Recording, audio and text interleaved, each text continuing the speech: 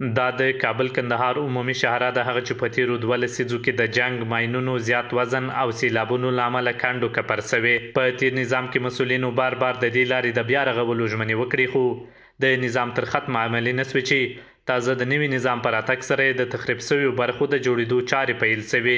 د زابل د پوادامي رئیس وایي چې د سړک د جوړېدلو چارې له میدان وردګو ولایت څخه پیل شوې چې تر کندهار به تخریب شوی برخې د 3 میاشتو په موده کې ورغول سي. نوموړی زیاتوي چې په پلان کې لري چې په راتلونکي کې دا سړک دوه طرفه سي، پلونه او پلچکونه هم ورغول سي. او دا کوم سړک چې د کابل کندهار عمومي شاهراه سړک دی، دا د افغانستان اسلامي امارت په بودیجه باندې چې په ارجی تور باندې رغول کیږي او د پیلن لپاره 1 کیلومتر په 12 لکه افغانۍ ورکړل شوی دی ګلوکسي شرکت ته، چې په مدت 3 میاشتې کې به دا کار او پاینه ته رسیږي.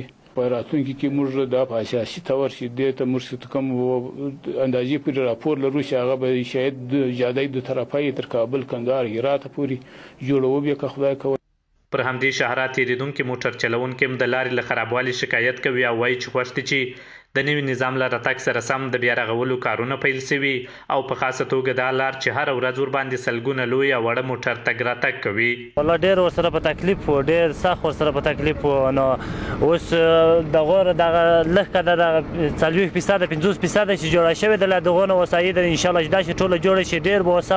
مشکلات خو ډېر و، نو دا ګرده جوړونه ولکه د لرګاډي سړک موټران پر بغل سره مشتله جوړېدل، دا چې سوار سو ډېره پیدا وکړه د موټرانو لپاره ډېر ښه کار دی.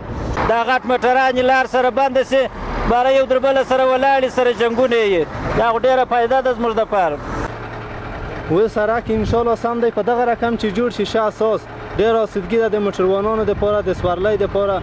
مخکې ټکر او هغه ټول دغه د منځه رامنځته کېدل، د جار ته به چې موټر ولوېده بیا د جاره نه شوی وشته. د یادونې وړ ده چې د کابل کندهار عمومي شاهراه د سړک میلینګ له میدان وردګو تر کندهار په داسې حال کې کېږي چې دا مهال په یو شمېر نورو ولایتو کې هم د نوي نظام د مسؤلینو لخوا د بیا رغونې کارونه دوام لري چې د سیمې د اوسیدونکو له تود هرکلي سره مخ شوي.